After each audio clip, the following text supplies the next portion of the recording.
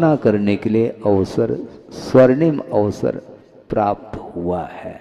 इसलिए कभी भी भूल करके भी गुणी की निंदा नहीं करनी चाहिए, क्योंकि निंदा करने वाला व्यक्ति कभी भी सम्यक दृष्टि नहीं हो सकता।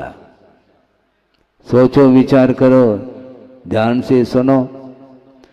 हम रात दिन दूसरे की निंदा करते हैं और निंदा करने वाला सम्यक दृष्टि नहीं हो सकता, ये कहा गया। क्योंकि निंदा के परिणाम के द्वारा नीच गोत्र का बंध होता है और नीच गोत्र का बंध सम्यक दृष्टि नहीं कर सकता, यह कर्म सिद्धांत बोल रहा है। इसलिए आप लोगों को अलर्ट होकर के सुनना चाहिए। भूल करके भी आत्मा की प्रशंसा नहीं करनी चाहिए और भूल करके भी दूसरे की निंदा का भाव मन में नहीं लाना चाहिए। इस प्रकार यदि आगम के माध्यम से आप ज्ञान को प्राप्त करते हैं तो निश्चित रूप से सम्यक दर्शन यदि नहीं है तो वह सम्यक दर्शन प्राप्त हो सकता है। यदि सम्यक दर्शन पहले से ही प्राप्त है तो और दृढ़ हो सकता है, उसमें मजबूती और आ सकती है। इस गोत्र कर्म के प्रसंग को लेकर के आगम के आधार से विषय रखा गया। इसलिए विकास होने के उपरांत यदि विनाश की ओर गति होती है तो उसमें निश्चित रूप से निंदा के परिणाम के कारण ही पतन होता है उसका। इसलिए भूल करके भी नहीं करना चाहिए। इसलिए श्रमण लोग कितनी बार प्रतिक्रमण करते हैं? 2 बार प्रतिक्रमण करते हैं। एक दैविक प्रतिक्रमण, एक रातिक प्रतिक्रमण करते हैं और बीच में इर्यापत संबंधी भी प्रतिक्रमण होता है। इस प्रतिक्रमण में वो क्या बोल रहे हैं? हे भगवान, जाने अनजाने में जो दोष लगे हैं, जो अपराध बन पड़ा है, उसकी मैं निंदा आलोचना करता हूँ।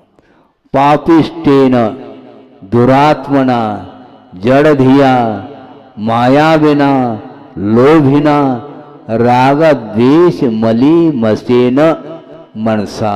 ये मन के विशेषण है।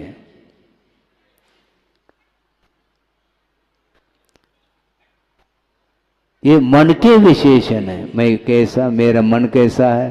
पापी है, दुरात्मा है, जड़ बुद्धि वाला है, मायावी है, लोभी है, राग द्वेष से मलिमस है।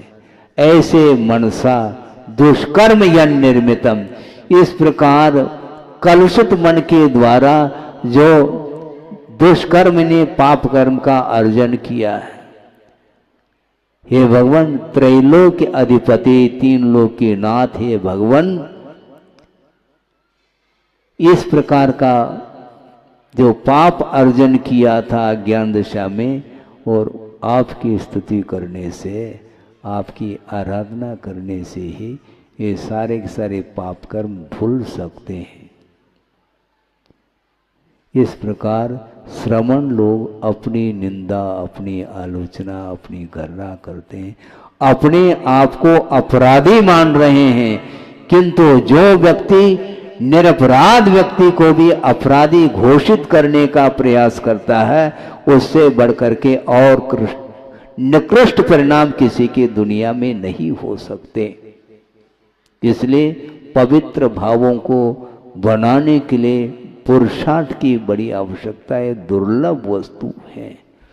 कदम कदम पर दूसरे की आलोचना करने के लिए खड़ा हो जाता है, किंतु अतीत में की हुई अपराधों की आलोचना वह स्वयं नहीं करना चाहता है।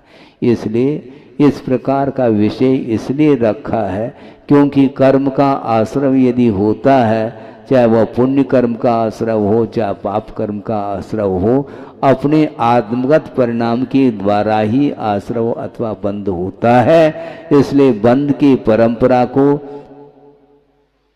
समाप्त करने के लिए हमें करना क्या है? पवित्र भावों को करिए।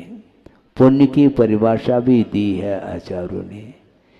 आत्मानम पुनाति आत्मानम पवित्री क्रियते